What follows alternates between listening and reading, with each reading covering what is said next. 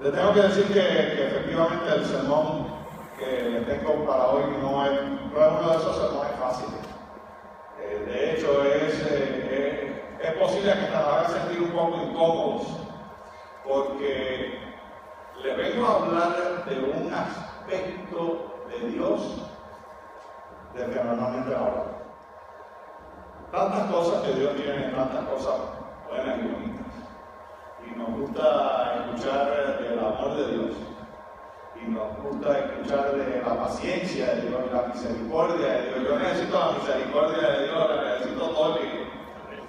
Pero si no fuera por la misericordia de Dios, yo no sé cómo estaría parado. Pero me gusta escuchar acerca de la misericordia, me gusta escuchar acerca del gozo en el cielo, me gusta escuchar de tantas de esas cosas, del amor de Dios. Pero este aspecto de Dios verdaderamente no se habla mucho de él. Y en realidad, cuando usted vea de qué es, creo que vamos a entender por qué no hablamos mucho de él. No es uno de esos aspectos de Dios que nos llama la atención. No es uno de esos aspectos de Dios que publicamos en pancartas y hablamos y gritamos acerca de ese aspecto de Dios. Pero verdaderamente es uno de los aspectos de Dios. Y si fuéramos a la Biblia quizás con una concordancia a ver si la Biblia habla de esto, veríamos que la Biblia habla de este aspecto de Dios tanto como habla del amor de Dios. Y si habla tanto de este aspecto como habla del amor de Dios, es porque este aspecto de Dios también es importante. Les pido que me acompañen al libro de Romanos. Libro de Romanos. Y vamos a ver este aspecto de Dios que lo impulsa a hacer lo que el profeta Isaías dice que es la obra extraña de Dios. Leímos en la lectura bíblica. La obra extraña de Dios. El mismo profeta se extraña con respecto a la obra de Dios en este aspecto. Romanos capítulo 1, versículos 18 y 19. Romanos 1, 18 y 19. Porque manifiesta es la ira de Dios del cielo contra toda impiedad e injusticia de los hombres que detienen la verdad con injusticia. Porque lo que de Dios se conoce, a ellos es manifiesto, porque Dios se lo manifestó. Además, hay un aspecto de Dios del cual no hablamos mucho, y es acerca de la ira de Dios. Hay diferentes formas en las que la ira de Dios se manifiesta. Hay un aspecto de la ira de Dios que pudiéramos decir que es la ira eterna de Dios. Hemos oído hablar del famoso infierno, de ese lugar donde supuestamente está ardiendo todo el tiempo y según pues dice la doctrina, pues las almas de los que mueren van allí y allí se están quemando eternamente y se pasarán quemando eternamente mientras los salvados se van al cielo a gozar de la presencia de Dios también en una forma eterna. Eternamente hay unos que se están gozando de la presencia de Dios y eternamente hay otros que se están quemando y sufriendo por toda la eternidad. No es el propósito de esta presentación discutir este punto en particular, pero le puedo decir que ese concepto no es bíblico. No hay un lugar donde vayan a haber almas quemándose por toda la eternidad. No va a haber un lugar donde Dios sepa, porque aunque nosotros no lo supiéramos, si nosotros somos de los que vamos al cielo a gozar de la presencia de Dios eternamente, si el Señor borrara de nuestra mente el conocimiento de que un lugar tal así existe, aunque nosotros no lo supiéramos, aunque no supiéramos que allá hay gente quemándose, Dios lo sabría. ¿Cómo puede Dios vivir una eternidad gozándose con unos hijos, sabiendo que otros hijos están sufriendo de esa manera? Y en realidad la explicación, eso es lógica, pero la lógica no siempre es teológica. Si fuéramos a estudiarlo de una forma teológica, veríamos que la Biblia no apoya ese concepto de un infierno quemando eternamente. Sin embargo, sí debemos decir que va a haber un momento en que la Biblia menciona que caerá fuego y azufre sobre aquellos que no hayan aceptado a Jesús como su Salvador. Efectivamente, aquellos que no abrieron su corazón a Dios, efectivamente, aquellos que fueron tocados por el Espíritu Santo para venir a Dios. Y a lo mejor usted está ahí sentado diciendo, bueno, ¿y qué pasa con aquel pobre hombre en medio de la jungla que nunca supo que Jesús existió y aquel, porque de una razón u otra, y si me permite, voy a bajar esto, porque en cualquier momento me lo pongo aquí.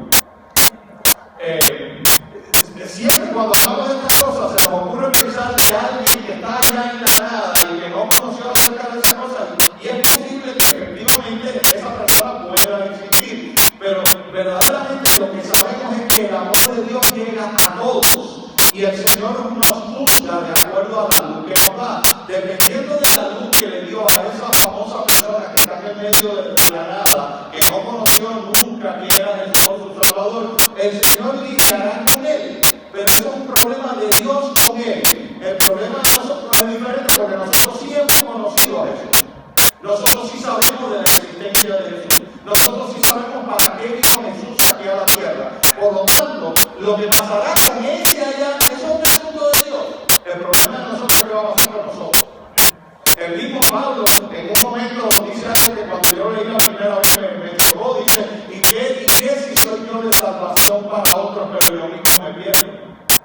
Porque es que Pablo entiende el concepto de que cada uno de nosotros tiene una relación personal con Dios y que para Dios lo más importante que hay eres tú. Y no hay nadie más importante que tú, porque Él tiene una relación personal contigo. La relación de Dios con cada uno de sus hijos es personal. Efectivamente somos una congregación, pero cuando estamos con Dios y estamos con Él todo el día, somos élitos. Yo no tengo que decir, Dios hoy se fue de mi lado porque César tenía algún problema y fue a atenderme. Dios hoy no está conmigo porque hay alguien allá en la China que se está muriendo. Dios hoy no está conmigo porque están quemando hombres allá en el Medio Oriente.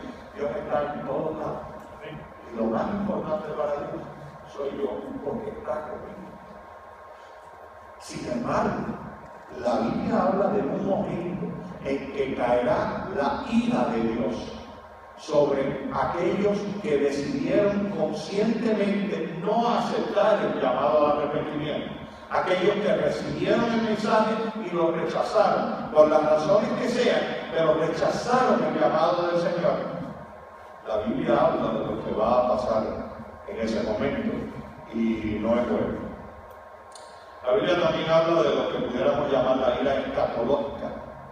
La escatología es esa parte de la teología que estudia los eventos finales, concluyendo, pudiéramos decir, con la venida de Jesús. Todo lo que tiene que ver con el estudio de los eventos finales es escatología. Al final del tiempo, la ira de Dios también caerá. Es ira escatológica, porque van a pasar cosas que hasta ahora no han pasado y que van a pasar solamente en ese momento cuando el Señor decida venir a buscar. Ira escatológica.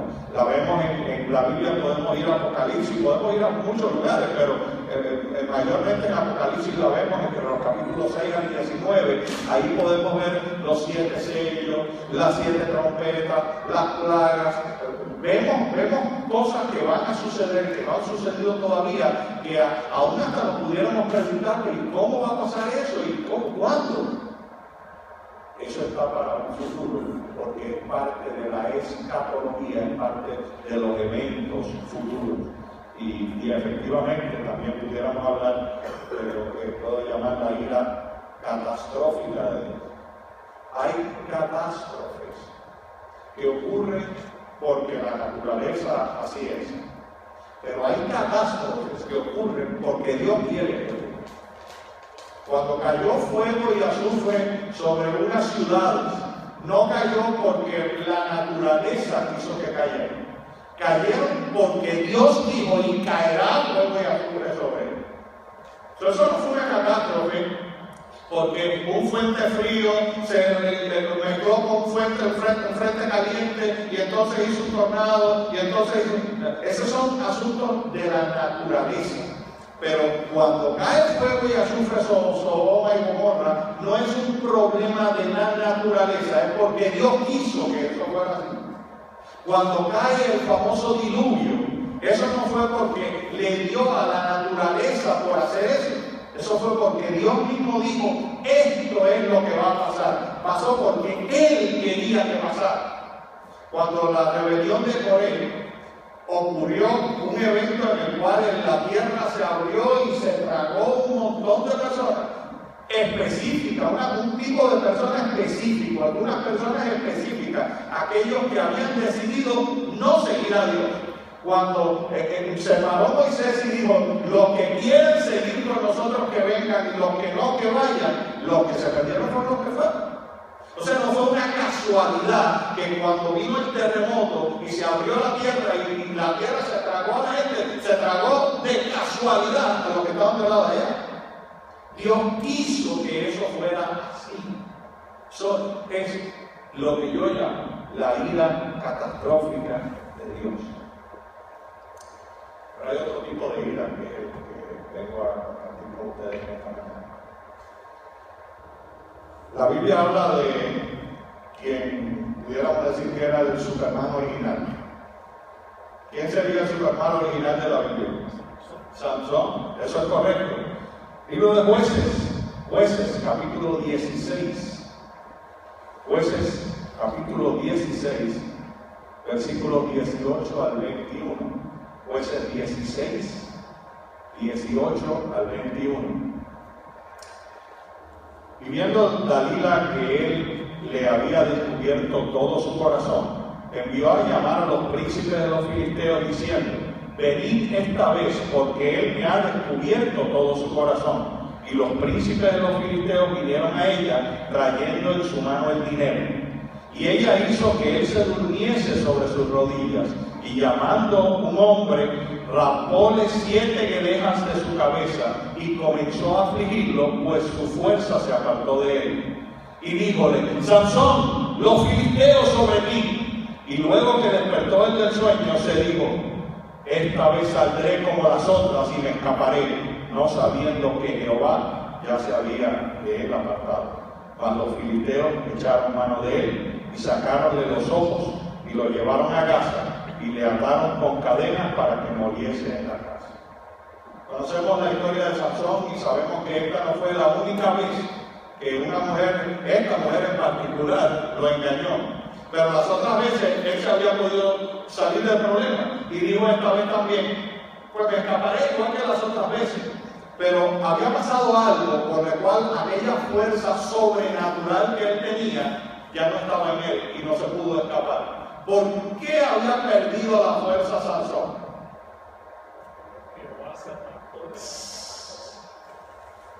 A veces decimos, bueno, fue porque le cortaron el pelo. El pelo no era lo que le daba la fuerza a Sansón. A Sansón le daba la fuerza a Jehová. Sansón había sido dedicado desde niño para Dios. Su pelo, su cabeza no había visto navaja. Lo que supongo que si un niño no le cortan el pelo, ya cuando sea adulto, pues presumo que va a tener bastante pelo. Sansón estaba bastante peludo. Y lo que se dice no es que la fuerza de Sansón venía de su pelo, pero es que en realidad eso no es cierto. La fuerza no viene del pelo, la fuerza viene de Jehová.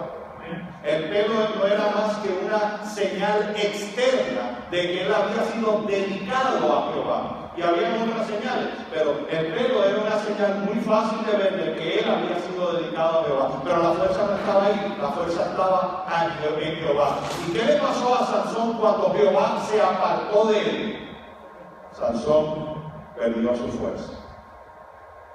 Ahí mismo en el libro de Jueces, capítulo 10, versículos 6 al 14. Jueces 10, 6 al 14. Mas los hijos de Israel tomaron a hacer lo malo en los ojos de Jehová, y sirvieron a los Baales y a Astarot, y a los dioses de Siria, y a los dioses de Sidón, y a los dioses de Moab, y a los dioses de los hijos de Amón, y a los dioses de los filisteos, y dejaron a Jehová y no le sirvieron. Y Jehová se airó contra Israel, y viéndolos en manos de los filisteos y en manos de los hijos de Amón, los cuales molieron y quebrantaron a los hijos de Israel en aquel tiempo 18 años, a todos los hijos de Israel que estaban de la parte del Jordán en la tierra del amorreo, que es en Galaad. Y los hijos de Amón pasaron al Jordán para hacer también guerra contra Judá y contra Benjamín y la casa de Efraín, y fue Israel en gran manera afligido. Y los hijos de Israel clamaron a Jehová, diciendo: nosotros hemos pecado contra ti, porque hemos dejado a nuestro Dios y servido a los Baales. Y Jehová respondió a los hijos de Israel: ¿no habéis sido oprimidos de Egipto, de los amorreos, de los amonitas, de los filisteos, de los de Sidón, de Amalek, de Amaón, y clamando a mí os he librado de sus manos? Mas vosotros me habéis dejado y habéis servido a dioses ajenos, por tanto yo no os libraré más. Andad y clamad a los dioses que os habéis elegido, que os libren en el tiempo de vuestra aflicción.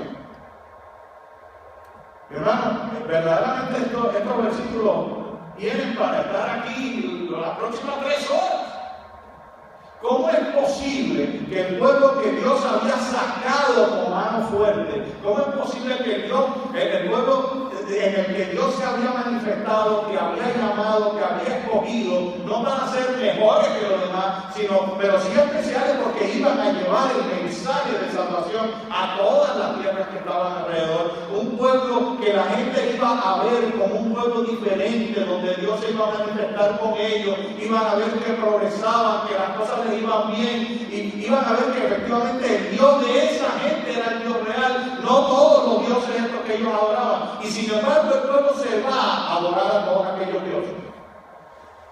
Y en un momento determinado, cuando ellos se dan cuenta de su pecado, claro, ¿qué les dice Dios? Porque dice Dios es difícil de escuchar. No habían escogido tú nosotros dioses. No habían ido tú a buscar a nosotros dioses de los amorreos, de los filisteos, de los de aquí, de allá, otros. Ve ahora y dígale a ellos, porque tú me has abandonado. Por lo tanto, yo te abandono. Mi hermano, el tema que tomará los próximos minutos esta mañana es un tema difícil. Y es el tema de la ira del abandono de Dios. ¿Sabe que cuando pensamos en Dios nos es difícil, muy difícil, extremadamente difícil entender este concepto de un Dios airado? ¿Cómo podemos ver a un Dios airado? Posiblemente nos es difícil verlo porque tendemos a mirar la ira de Dios como si fuera nuestra ira. ¿Cómo es nuestra ira? Cuando nosotros nos airamos, ¿cómo nos ponemos? Fuera de control, perdemos la facultad de pensar, actuamos por impulso, actuamos alocadamente, actuamos en una forma desproporcionada. Estoy esperando por un parqueo en el shopping center y llega un hombre y me coge el parqueo. ¿Y qué yo hago? Me bajo a decirle 60 cosas. Y estoy en una fila en un lugar y viene un tipo y se me cuela. ¿Y qué yo hago?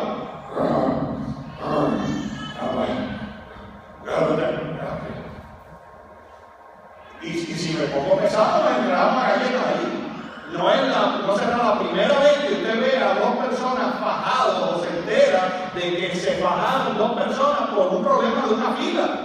Y no será la primera vez que usted escucha una noticia de que alguien que le cogieron un parqueo en un shopping center sacó una pistola y le entró a tiro.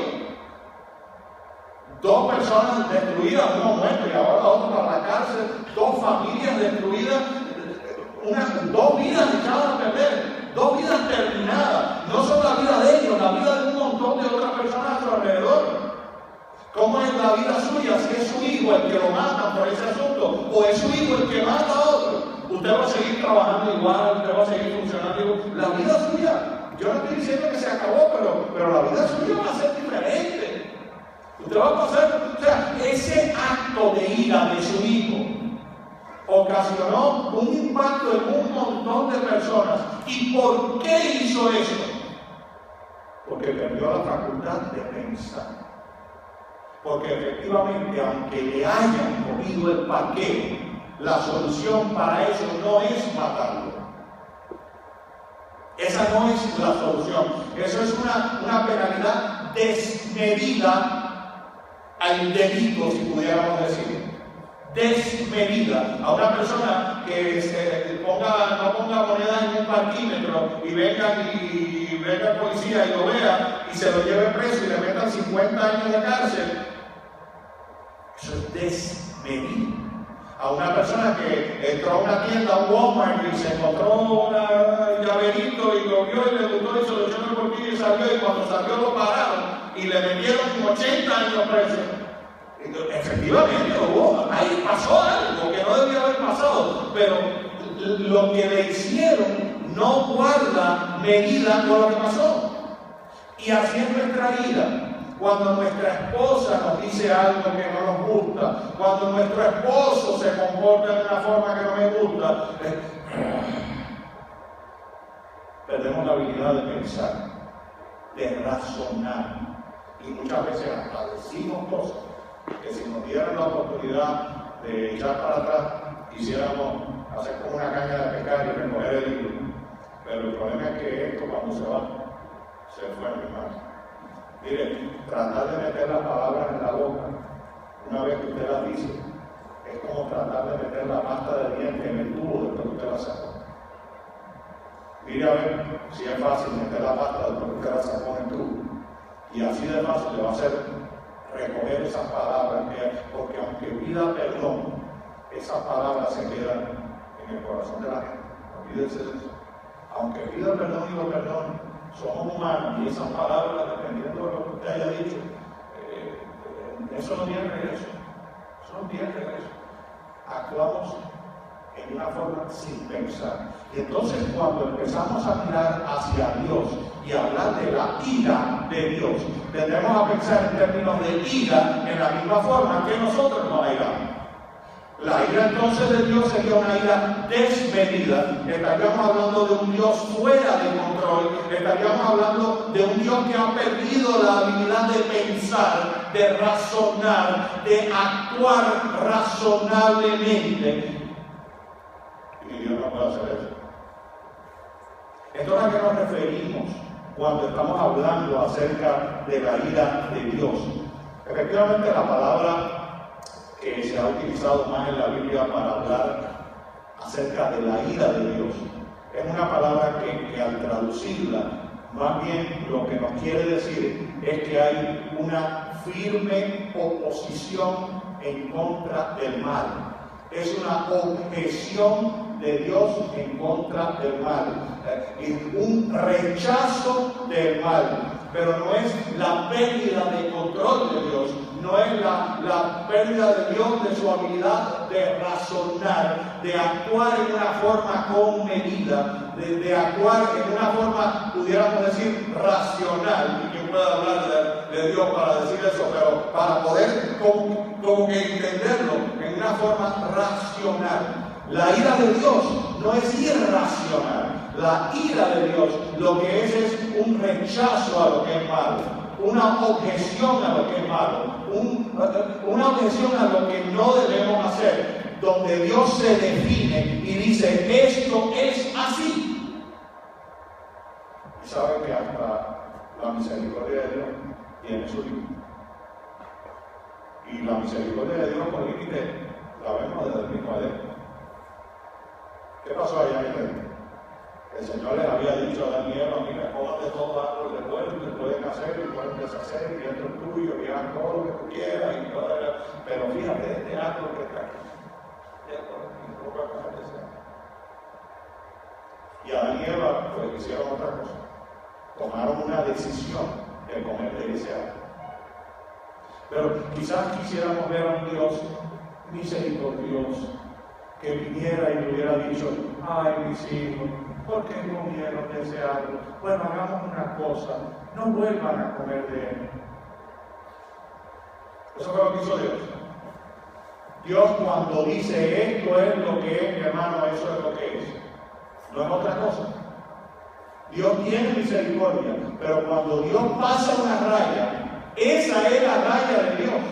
Y aunque la raya de la misericordia de Dios esté en comparación a la mía aquí, la de Dios en la China, pero hay una raya allá en la China, que es la raya de la misericordia de Dios, y Dios dice: hasta aquí, de aquí no puedes pasar. Si comes del árbol de la ciencia del bien y del mal, morirás. Y vas a morir. Y vas a pagar el precio por tu decisión. Algo te va a pasar por la decisión que tú has tomado. Por lo tanto, vemos que aún Dios tiene un lugar donde Él dice: de aquí no pueden pasar. Y mi hermano, vengo a traerte una noticia que posiblemente no vaya a creer. Hemos hablado de la ira del abandono de Dios. Y me parece, por lo que estoy viendo, que la ira del abandono de Dios ya cayó, está cayendo aquí en los Estados Unidos. Regresemos a Romanos, capítulo 1, versículos 18 al 19. Romanos 1, 18 y 19. Porque manifiesta es la ira de Dios del cielo contra toda impiedad e injusticia de los hombres, que detienen la verdad con injusticia, porque lo que de Dios se conoce a ellos es manifiesto, porque Dios se lo manifestó. Pablo está hablando de que se manifiesta la ira de Dios del cielo. Pero ¿cómo se manifiesta? ¿Cómo podemos saber si la ira de Dios está sobre nosotros? Se manifiesta desde el cielo, pero ¿y podemos saber si ya se ha manifestado? ¿Qué ha pasado? ¿Hay algunas señales visibles que podamos ver para decir si se ha manifestado o no se ha manifestado? Ahí mismo Romanos 1, versículo 24. Romanos 1, 24. Por lo cual también Dios los entregó a inmundicia en la concupiscencia de sus corazones, de modo que contaminaron sus cuerpos entre sí mismos.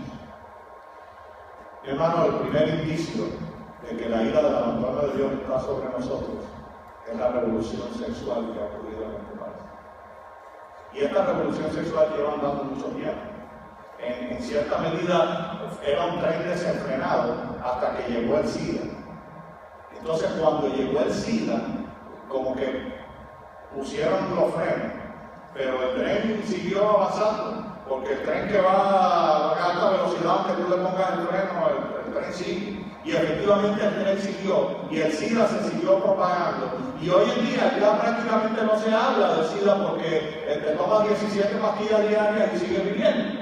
Y entonces ya el SIDA no es ese problema. Pero donde quiera que tú miras, verás que el sexo es lo que esta sociedad está levantando. Vemos una revista, ¿y qué cosa vemos en la revista?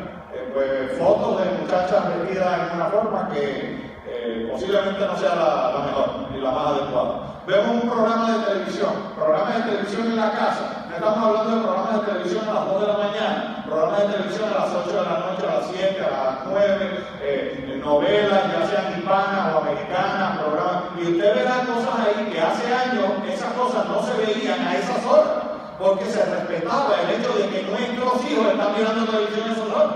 Y entonces esas cosas respetábamos el hecho de que nuestros hijos no debían ver. Pero poco a poco la conciencia del país se ha ido cauterizando. Y entonces ya eso no es tan malo. Por lo tanto, a las 7 de la noche en la novela usted ve a las niñas de 5, 6, 7, 8 años y a los varones de la misma edad mirando la misma novela que está mirando su mamá o su papá y mirando las cosas que suceden en esa novela. Y entonces después nos preguntamos por qué la juventud de hoy está como está. Tiene que estar como está, porque es que nosotros hemos cogido como sociedad el sexo para vender todo lo que queremos vender, lo vendemos con el sexo. Y si abrimos la computadora, tengan cuidado porque lo empiezan a bombardear con pornografía en la computadora. Y usted la abre y aunque usted no quiera verla, ahí se la pone. No vaya a un lugar que sea un poquito peligroso, porque a través de Google y todos los otros motores que se usan para esas cosas, ya hay gente que se dedican a comprar esa información. Y si usted va a un lugar que es un poquito, ya ellos lo saben. Ya ellos saben que usted fue ahí, eso quiere decir que a usted le gusta eso. Ahí empiezan a mandarle, y empiezan a llegar, y le empiezan a abrir, y se empiezan a abrir cosas en su computadora que usted, yo no quiero ver. ¿Estoy hablando lo que es o es que las computadoras mías son diferentes a las suyas? ¿O es que las computadoras suyas son más limpias que las mías? Porque es que hoy en día usted tiene que ver a dónde va. Porque usted va a traer un montón de cosas yendo a ese lugar que son peores de las que puedan salir ahí. Y a lo mejor usted fue ahí para ver una noticia, o a lo mejor usted fue ahí por error, pero la computadora no tiene nada que ver con eso. Ahora la computadora empieza a abrirle un montón de programas y un montón de lugares ahí en eso para que usted lo vea. Y hermano, la primera señal que se me dio esta mañana de que la ira del abandono de Dios ya está sobre nosotros es la condición sexual de esta generación que estamos viviendo. Romanos, capítulo 1, versículos 26 y 27. Romanos 26 y 27. Por esto Dios los entregó a aspecto vergonzoso, pues aún sus mujeres mudaron el natural uso en el uso que es contra naturaleza. Y del mismo modo también los hombres dejaron el uso natural de las mujeres, se encendieron en su concupiscencia los unos con los otros, cometiendo cosas infames, infamias de hombre con hombre, y recibiendo en sí mismo la recompensa que convino a su extravío. Si el primer indicio de que la ira de Dios en el abandono de Dios ya está sobre nosotros es la revolución sexual, el segundo indicio es la revolución homosexual. La homosexualidad hoy en día es algo que está de moda. Es popular ser homosexual. Estaba viendo un pequeño video en YouTube de esta famosa cantante que cantó en el Super Bowl, Katy Perry. Esta muchacha joven, hija del pastor evangélico, que cantaba himnos en su iglesia, y salen los videos de ella cantando. Ella grabó hasta un CD de música cristiana, pero ella quería ser una gran artista y no podía ser gran artista cantando himnos a Dios. Eso se fue a cantar la música del mundo. Pero es que cantando la música del mundo ahora está cantando música y canciones que la ponen en lugares que el propio padre de ella está diciendo que ella es un instrumento del diablo, su hija. Tiene una canción muy pegada donde ella dice: besé a una muchacha. Espero que mi novio no se ponga bravo porque besé a una muchacha. Y en la canción empieza a hablar de todo lo que sucedió cuando ella besó a la muchacha. Y así vienen los otros cantantes a decir otras cosas y vemos la letra de las canciones. La letra de las canciones que nosotros cantábamos no es por nada, mi hermano, no es por decir que todo tiempo pasado fue igual, pero verdaderamente hay muchas canciones que usted y yo pudiéramos cantar aquí. Canciones de amor, canciones románticas, canciones que dicen cuánto te quiero. Si la generación de hoy no viene a cantar aquí la música que ellos cantan allá afuera, tenemos que salir todo el mundo volando por la ventana. Porque es una letra que es intolerable. Olvídese de los sonidos, porque es que los sonidos van cambiando. Y si nuestros abuelos hubieran oído nuestros sonidos, pues ellos hubieran aplicado también. Los sonidos ahora no son estridentes y raros, pero también ese sonido. Pero es que la letra de la canción lo lleva a que usted, como una niña pequeña, como una niña de 7, 8, 9, 10 años, que ahora es que su mente está abriéndose para ver cómo ella debe comportarse, qué es lo que ella debe hacer, pues Katy Perry le dice que bese a otra muchacha y que no se preocupe de eso, que disfrute besando a otra muchacha. Y entonces ahí sale Katy Perry con la bola de la playa y los tiburones y los colores lindos, cosas como de niños. Pues si la pones de otra forma, los niños dicen, ¿qué es eso? Eso no, te la pones. Ella se pone y se anuncia de tal forma que los niños les gusta verlo. Y entonces, ¿qué cosa es lo que están escuchando? Eso es lo que están escuchando. Hace un poco de tiempo, no hace mucho, el señor Eric Walsh, quizás ninguno de ustedes haya escuchado acerca del evento de la vida de Eric Walsh. Eric Walsh era un hombre afroamericano, era el director del Departamento de Salud en una ciudad, creo que era en Pasadena, California. Eric Walsh, el nombre de él estaba siendo considerado para ser el director de salud de 6 condados en el norte de Georgia, o sea, una posición más grande, haciendo lo mismo pero más grande. Y ya su nombre se estaba empezando a mencionar para el cirujano general, el Surgeon General de los Estados Unidos, la persona que es quien presenta los mensajes de salud para la nación.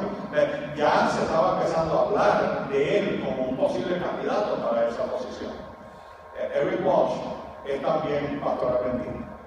No estaba fungiendo como pastor, estaba de pastor asociado en su iglesia, creo que la iglesia en Altadena, en California. Pues al señor Walsh lo invitaron para que tuviera el discurso de graduación en la Universidad de Pasadena. Pero lo invitaron porque el que habían invitado antes, la universidad había tenido que retirar la invitación.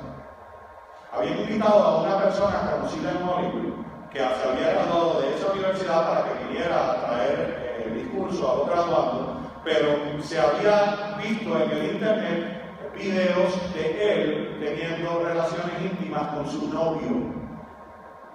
Y entonces cuando eso se vio en el internet, pues se forma un problema y entonces le retiraron la invitación a esta persona. Y entonces ahora van a buscar a otro y van a buscar al pastor Eric Walsh y lo invitan para que él tenga pues, la presentación. Pues sucede que un grupo de estudiantes no les gustó eso. Y el mismo persona muy conocida en Hollywood, su nombre me escapa a mi mente ahora, pero eso no lo puedo decir. Pero él mismo pone un anuncio diciéndole a los estudiantes que se rebelen contra eso que había pasado. Que devuelvan a hacer la invitación a él para él venir a traer el discurso. Entonces un grupo de estudiantes se dieron a la tarea de ver quién era Eric Walsh y se enteraron que era pastor adventista. Y entonces fueron al website de la iglesia adventista, donde él era pastor asociado, empezaron a buscar los sermones y se encontraron con unos sermones de él hablando acerca del homosexualismo en términos bíblicos. Puesto largo muy corto, le retiraron la invitación al pastor Eric Walsh. ¿Y usted sabe quién dio el discurso de graduación? El actor de Hollywood. Con toda su película puesta y con todos sus videos puestos en internet de él teniendo sus relaciones íntimas con su novio, allí él fue a dar su discurso. Pero es que la historia no termina ahí. El pastor Walsh salió votado de su posición. No lo consideraron ya para la posición en Georgia y sucede que el pastor Walsh se quedó sin trabajo. Todo porque salió a la luz pública de que alguien estaba hablando acerca del homosexualismo en términos bíblicos. Pero no le coja mucha pena al pastor Walsh, porque ya él mismo ha dicho que en realidad, aunque pasó por un tormento inmenso, una tormenta grandísima, pero él se ha dado cuenta de que su foco estaba en el lugar equivocado, que él había perdido su foco, que él estaba, su trabajo lo había absorbido de tal forma que su foco ya no era la predicación del Evangelio. Y ahora que está predicando el Evangelio, hace poco leí que estaba por un lugar por allá por las Filipinas, por un lugar allá predicando. Y él dice ahora que está volviendo a la misión que él en realidad había tenido. Una de sus hijas le dijo, papi, gracias a que esto pasó, yo sé que yo soy cristiano. Porque ahora estoy más cerca de Jesús de lo que estaba antes. Hermano, las cosas suceden y el Señor está en control. Pero por el solo hecho de que alguien hablara en contra de la homosexualidad en un término bíblico, y la Biblia habla claramente de lo que es eso, Eso causó que el mundo de Eric Paul se pusiera de cabeza. Hermano, me someto a que el segundo indicio de que estamos ya sufriendo la ira del abandono de Dios es la revolución homosexual. Seguimos ahí en Romanos, versículos 28, capítulo 1, versículos 28 al 32. Versículo 28 al 32.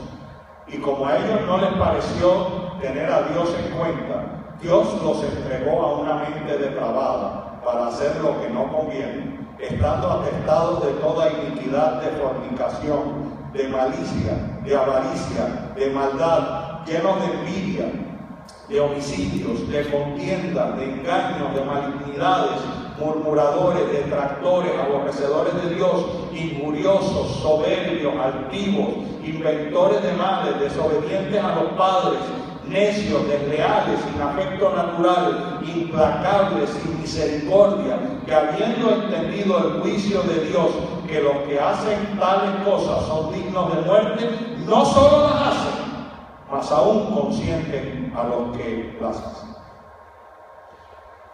Mi hermano, el tercer indicio de que la ira del abandono de Dios ya está sobre nosotros es la condición moral de nuestra vida. Revolución sexual, revolución homosexual, pérdida de valores. Hoy en día estamos para ver qué es lo que hacemos y a quién le cogemos y a quién podemos embaucar y a cómo podemos engañar. Vemos a un hombre allí en Nueva York que está preso ahora, que le robó, se estima 50 billones de dólares a las personas. Sus dos hijos ya murieron. Uno murió de cáncer y el otro se suicidó. Ahora está en la cárcel con los dos hijos muertos y yo no tengo la menor idea de qué sirvió ese dinero. Vivió una vida de todo lujo, pero ¿y ahora dónde está? Pero eso es lo que pasa. Y cada rato vemos una noticia nueva de cosas que uno dice, pero ¿cómo es posible que esto haya sido así? Hace quizás un año y medio salió una noticia y no la puedo olvidar. El gobierno, por no mencionar al presidente, el gobierno le presta 500 millones de dólares a una empresa que el mismo gobierno, en un chequeo que le habían hecho, ya había dicho, había estimado que esa empresa quebraría para septiembre del año próximo. Y ahora el gobierno le manda 500 millones de dólares a esa empresa. ¿Y usted sabe con qué pasó con esa empresa? Oiga, porque dieron el estimado. Después de eso debían haber ido a jugar la lotería o algo por el estilo, porque la empresa quebró en septiembre del próximo año. Pero los 500 millones de dólares que le dieron se fueron. Y ahí no fue nadie preso. Ahí todo el mundo está muerto de la risa. ¿Qué pasó con 500 millones de dólares? Yo no tengo la menor idea, pero yo presumo que a usted no le tocaron y a mí tampoco. Pero ¿cómo pasa eso? ¿Cómo el gobierno llega a hacer cosas de esa índole? ¿Cómo podemos hacer eso? Pues yo no tengo la menor idea. ¿Cómo es que en el mundo ahora todo lo que hacemos nos parece que nos van a robar y nos parece que nos van a timar y tenemos miedo por todo? Porque es la condición moral en la que estamos viviendo. Porque efectivamente en la medida que la presencia de Dios se va retirando, no ocurre nada bueno. Todo lo que ocurre es malo. Porque es la presencia de Dios la que hace que las cosas vayan bien. Por eso que el pueblo de Dios, en uno de esos versículos de Jueces que leímos, que se fue a buscar todos los dioses y le fue mal, acabó volviendo a Dios. Y esa es la victoria del pueblo de Dios, apartándose y volviendo, apartándose y volviendo, porque se acordaban de que cuando estaban con Dios, todo estaba bien. Que había problemas, seguro, pero había solución. Pero ahora vienen los ejércitos de todos lados a acabar con nosotros y no vamos a poder con ellos. ¿A quién vamos a acudir? Usted se puede imaginar por un segundo el dolor que tiene que haber habido en el corazón de Dios para decirle a su pueblo escogido: ve a buscar ayuda en los otros dioses. No venga a buscar ayuda en nosotros. Usted se imagina el dolor que puede haber en el corazón de un padre cuando ve que un hijo viene a pedirle ayuda y le dice, no te voy a ayudar. Y a veces eso hay que hacerlo. A veces hay que hacerlo. Pero eso no quiere decir que no hay dolor en el corazón. Porque usted está llorando por su hijo. Porque usted sabe que su hijo está de mal en peor. Y es posible que a su hijo le haga falta ir a comer a los puercos, con los puercos, para darse cuenta que en la casa de mi padre estaba mejor. ¿Cuánto he pecado, Señor, contra el cielo y contra mi padre? Voy a la casa de mi padre a ver si puedo ser como uno de los siervos ustedes. Sin saber que su padre todos los días estaba parado allí en el camino, mirando a ver si venía así. Ese es el gozo que hay en el corazón de Dios. Y no podemos ni soñar el gozo, porque el amor de Dios es perfecto y es nuestro amor. Pero el gozo que hay en el corazón de Dios cuando uno de sus hijos se vuelve hacia Él. Dice, Señor, estoy vengo a buscarte, acéptame, perdóname, quiero estar contigo. Ese es el gozo de Dios. Sin embargo, Dios empieza a retirarse de aquel que no quiere estar con Él. Porque si hay una cosa que le es imposible a Dios, es imponer su presencia sobre aquellos que no la tienen. Si tú no quieres estar con Dios, Dios no estará contigo. Pero eso tiene consecuencias. Algo va a suceder, porque cuando está lloviendo y te quitas la sombrilla, en dónde vas a bajar. Y no hay escapatoria para eso. Y puede ser que con la sombrilla tú cojas un poco de agua también, pero vas a coger mucha menos agua, ¿sabes? A lo mejor te mojas muy bien, sí es cierto, pero tu cabeza va a estar seca. Pero cuando te quiten esa sombrilla en el medio de la tormenta, tú vas a saber lo que era tener una sombrilla. Porque has perdido de vista el hecho de que Dios es y siempre ha sido tu sombrilla. Es y siempre ha sido tu protector. Porque te quiere, porque se preocupa por ti. Pero, hermano, ¿cómo es que hemos llegado aquí a este lugar? ¿Cómo es que hemos llegado a un lugar donde a un tiempo, donde Dios mismo comienza a retirarse de nosotros? Sabiendo Él las cosas que van a pasar, ¿cómo es que hemos llegado aquí? Seguimos en Romanos.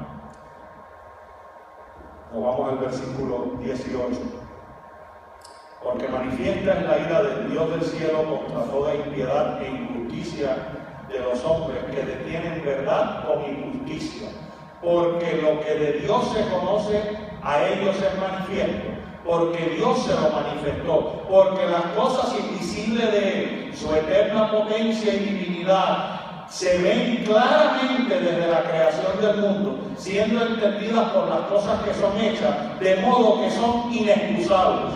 Porque habiendo conocido a Dios, no le glorificaron como a Dios, ni dieron gracias. Antes se desvanecieron en sus discursos y el necio corazón de ellos fue entenebrecido. Dios está diciendo, ¿tú quieres saber cómo llegaste aquí? Llegaste aquí porque me negaste. Porque negaste quién yo era en tu vida. ¿Sabes cómo negamos a Dios?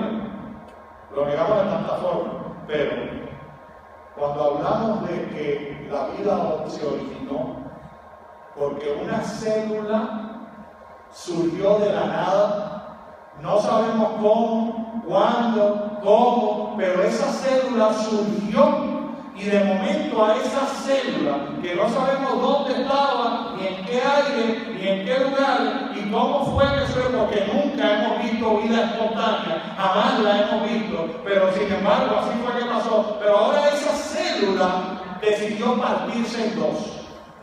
Y después esa célula decidió partirse en 4, y partirse en 8, y partirse en 16, y así seguir multiplicándose. Y de esa sola célula salieron los peces, salieron los aves, salieron los microbios, salieron los virus y salieron los monos. Y ese mono que salió de esa célula fue el único de todos los animales que dijo, yo voy a progresar, yo no voy a quedar siendo mono. Porque no hay un pescado que digo, yo no quiero seguir siendo pescado, yo quiero progresar, yo quiero cambiar. Ni hay un pájaro que haya dicho que dijo, yo no quiero ser más pájaro, yo quiero ser otra cosa. Pero sin embargo, si hubo un mono que dijo, yo no quiero seguir siendo mono, yo quiero caminar erecto, yo quiero pensar, yo quiero soñar, yo quiero racionalizar, yo quiero inventar, yo quiero crear. Eso no le pasó al pez. Ni le pasó a ningún ave, ni le pasó a la serpiente, ni le pasó a ningún microbio. No, fue un mono que le pasó eso. Y entonces ese mono ahora ha cambiado a tal extremo que tú y yo somos los monos. Y entonces es una tremenda ecuación. Si fuéramos a poner en una pizarra, usted ha visto las ecuaciones esas grandes que escriben en la pizarra, que la verdad que no entiende, yo no sé, a qué la gente está loca, porque está medio loco para tener una ecuación de esas. Yo no entiendo. Pero esta ecuación, si la escribimos en una pizarra, no es muy grande, es bastante chiquita. Y dice la ecuación: nadie por nada es igual a todos. Nadie, porque ahí no había nadie para hacer nada.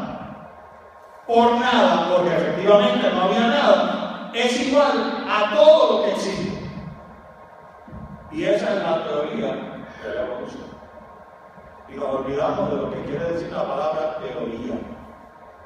¿Qué quiere decir la palabra teoría? ¿Sabe lo que quiere decir la palabra teoría para uno que no es científico? Me parece, no estoy seguro, pero quizás, a lo mejor, todo indica que eso es lo que quiere decir teoría. Entonces, ¿cómo me vas a vender la historia de la teoría de la evolución como si fuera una cosa, un concepto matemático de 2 más 2 es 4? Y sucede que si ahora yo no creo que yo salí del mono y que esa célula se creó de la nada, yo soy un idiota. Y yo no puedo estar en la escuela porque yo no puedo poner en el examen que esa teoría es una locura. Y que para creer en esa teoría, pues hay que tener más fe que la fe que hay que tener para creer en Dios. Porque hay que creer que en un momento de la nada se formó algo y hubo una gran explosión, el famoso Big Bang, hubo una gran explosión en un lugar. ¿Usted ha visto algo ordenado como resultado de una explosión? ¿Alguna vez usted ha visto una foto de algo que explotó y está todo ordenado? ¿Usted ha visto alguna vez quizás una foto de un lugar donde estuviera todo desordenado y hubo una explosión y ahora todo está ordenado? ¿Usted ha visto esa foto? ¿Usted ha visto ese evento? ¿Verdad que no? Sin embargo, nosotros tenemos que creer que en un lugar que no sabemos cómo, cuándo, dónde ni quién, porque ahí no había nadie tampoco, ocurrió una explosión. Y como resultado de esa explosión, hoy hay orden.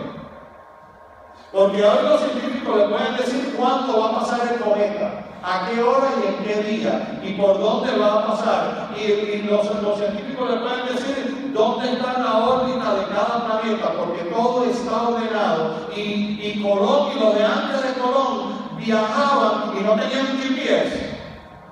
No tenían un GPS para poner la dirección y llévame para allá, llegan por acá y dobla a la izquierda. No, había a la derecha. No tenía nada de eso. ¿Cómo es que navegaban esa gente? Por las estrellas. Porque las estrellas están donde están. Y dependiendo de donde esté usted, eso quiere decir dónde usted está. Porque la estrella se mantiene ordenada. En la naturaleza no hay nada desordenado. Todo es ordenado. El árbol de aguacate pare a su tiempo, el de mango pare a su tiempo, las piñas salen a su tiempo. Y los que son del campo, yo no sé nada de eso, pero los que son del campo le pueden decir cuándo es el tiempo de los aguacates. O las personas que saben de esas cosas, los aguacates son para tal fecha. Y usted puede sembrar su árbol de aguacate cuando usted quiera, pero si los aguacates, por decir una cosa, salen en septiembre, no van a salir en julio. No importa cuando usted siembre la mata. ¿Y quién le dijo al aguacate que saliera en septiembre? Todo está ordenado. ¿Quién le dijo al salmón que fuera al mar y después regresara en contra de la corriente? ¿Quién le dijo al salmón eso? ¿Quién le dijo a un pájaro que volara a un lugar y después volara para atrás? Que fuera a poner su huevo en otro lugar. ¿Quién le dijo a los pájaros que volaran en una formación aerodinámica? Cuando usted ve a un pájaro volando en una formación de V, eso no pasa por casualidad, mi hermano. Hay aerodinámica en esa formación. Hay una razón por la cual hay uno de los pájaros adelante. El aire se desplaza de una forma distinta que los ayuda a ellos a volar. Y cuando ese pájaro que está adelante, el que tiene que ir rompiendo el aire, se cansa y va pasando atrás, otro toma su posición, no se queda el hueco abierto. ¿Quién le explicó eso a los pájaros? El Big Bang. El Big Bang se lo explicó.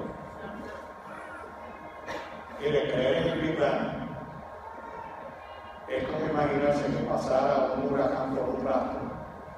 ¿Usted sabe con un rastro? Todas piezas viejas, usadas. Imagínese usted que pase un huracán por un rastro. Y después de que pase Andrew por arriba del rastro, lo que quede allí sea un 747 de Brandy. Ese es el Big Bang. Porque cuando pasó el huracán por ahí, cogió todo lo que había en ese lugar y lo ordenó. De manera que ahora efectivamente todo el cristal que había ahí ahora está en las ventanas, todo el metal se ha preparado y está en el fuselaje, hay un motor, hay esto, todo está ordenado porque pasó un huracán. Mi hermano, jamás que haya pasado un huracán por algún lado haya dejado las cosas ordenadas. Usted sabe por dónde pasó el huracán, los tornados. Usted ve por dónde pasó el tornado. Usted puede ver por dónde pasó porque todo el camino está desordenado. Y usted puede ver las casas de al lado que no las tocó. Pero si pasó por aquí todo lo que está ahí, es como si hubiera pasado una planadora. Hermano, estamos aquí porque hemos negado la existencia de Dios. Porque le hemos dicho a Dios, tú no nos creaste, nosotros nos creamos a nosotros. Somos nosotros los creadores. Y es por eso que nosotros nos adoramos a nosotros mismos. Y empezamos a adorar algo, porque ese Dios creador que negamos puso en nosotros innato el deseo de buscar a su creador. Eso es parte innata. Es como ese bebé que cuando tiene hambre empieza a llorar. Es innato en él que haga eso. Es parte de su naturaleza. Es la forma en la que él se comunica, porque no puede decir tengo hambre. Entonces empieza a llorar para que lo atiendan. Y si se siente mal, que si cambian el pamper, él no le dice, mami, tú no puedes venir a cambiar el pamper un momento, porque hace rato que la verdad que no. No empieza a chillar, y ya cuando usted lo ve chillando, usted sabe que hay algo, que tiene hambre, que tiene sed, que tiene... Es algo, que está chillando por algo, que tiene su forma de comunicarse. Nosotros tenemos innato en nosotros un deseo de buscar al Creador. Pero cuando decimos que ese no es el Creador, entonces tenemos que buscar a otro Creador. Y entonces el otro creador es una estatua de una cosa, una piedra de no sé quién, un tipo que dijo allá en la China que era no sé cuánto, pero algo. O sea, ese deseo innato yo tengo que ejercitarlo. Y entonces ahora no puedo mirar a Dios porque Dios no es el creador. Ahora veo otra cosa. El pájaro, la serpiente, el toro, yo no sé quién, pero en algo yo tengo que ir a adorar porque es parte de mi naturaleza. Y Dios dice, ¿de verdad que tú quieres ir a adorar a ese padre? ¿De verdad que tú quieres ir a adorar a ese pedazo de piedra que tengo en mi ánimo? Pero tú sabes qué.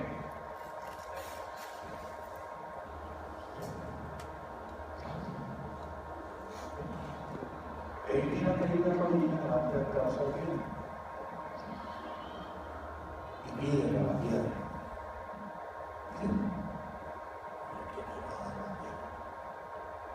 Porque si tú no quieres ir conmigo, justamente, yo me tengo que dejar.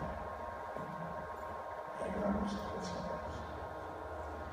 Hermano, todo parece indicar que estamos ya en el tiempo de la ira del abandono de Dios.